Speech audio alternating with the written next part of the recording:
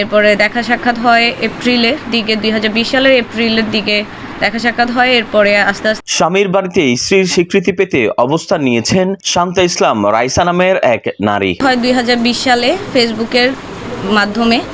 মঙ্গলবার সন্ধ্যায় নগরী হালিশহর বি ব্লক 16 নং লেনে 2 নং রোড 12 নং বাড়িতে স্বামী কামরুল হাসান জনির বাসায় গিয়ে অবস্থান নেন শান্তা ইসলাম রাইসা। জানা যায় 2020 সালে ফেসবুকে পরিচয়ের মাধ্যমে প্রেমের সম্পর্ক হয় তাদের। পরবর্তীতে জুলাই মাসের 13 তারিখ তাদের বিয়ে হয়। 2020 সালে ফেসবুকের মাধ্যমে।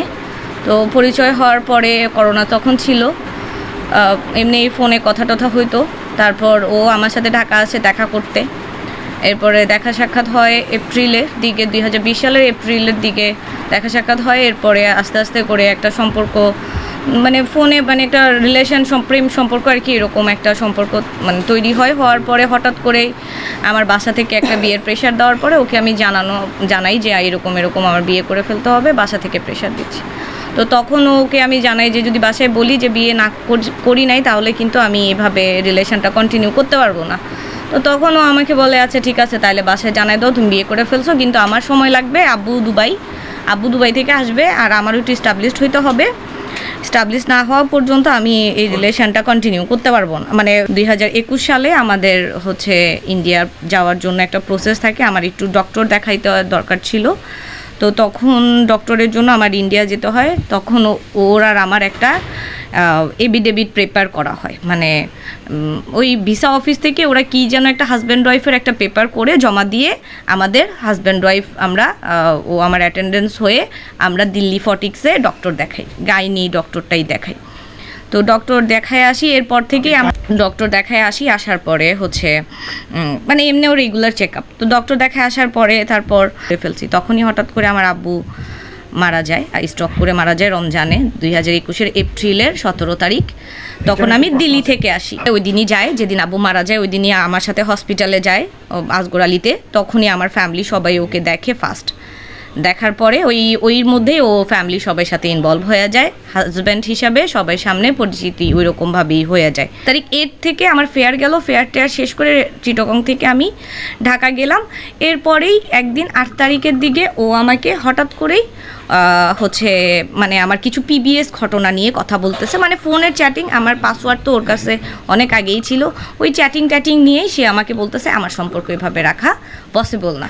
তো আমি বলতেছি যে এইরকমভাবে তো আসলে হয় না, আর মানে এই সন্দেহ করে যেই জিনিসটা, এটা তো ওইভাবে এই সন্দেহটাই ও পুঁজি করে এই পর্যন্ত মানে আসছে। এর মধ্যে আমি ওকে একটু প্রেশার করি বাসায় জানানোর জন্য, এর প্রেশারটা ও মানে নিতে পারে নাই বা ও চায় নাই হয়তো বাসায় জানাইতে, এটার জন্য এক্সকিউজটা তখন দিছে। আমি তখনও বুঝতে পারি না। আমি আবার চিটাগংয়ে আসছি, ওর ফ্রেন্ডদের সাথে কথা বলছি, সবাইকে অনেক কাকুতি মিনতি করছি প্লিজ ওকে বলেন রিলেশনটা ঠিকঠাক করতে, কারণ আমার সমাজ জানে, আমার পুরো সমাজের মধ্যে ও আমার হাজব্যান্ড হিসাবে যায় ঢুকছে, আমি কোথাও মুখ দেখাইতে পারবো না।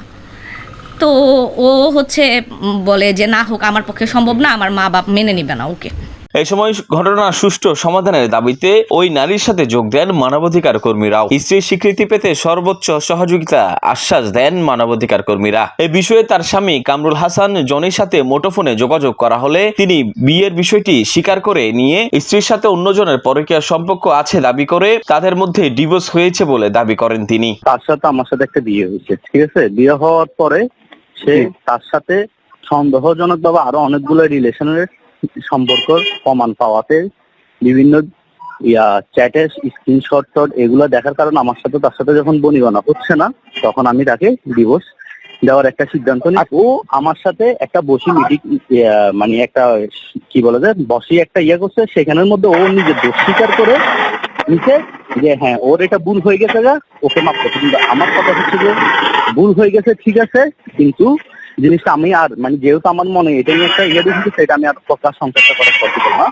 তারপর আমি ওকে ডিভোর্সটা দিচ্ছি। জানা গেছে এই বিষয়টি নিয়ে বিজ্ঞ আদালতে একটি মামলাও চলমান রয়েছে, যা police bureau of investigation PBI এর কাছে তদন্তাধীন রয়েছে। Desk report 24।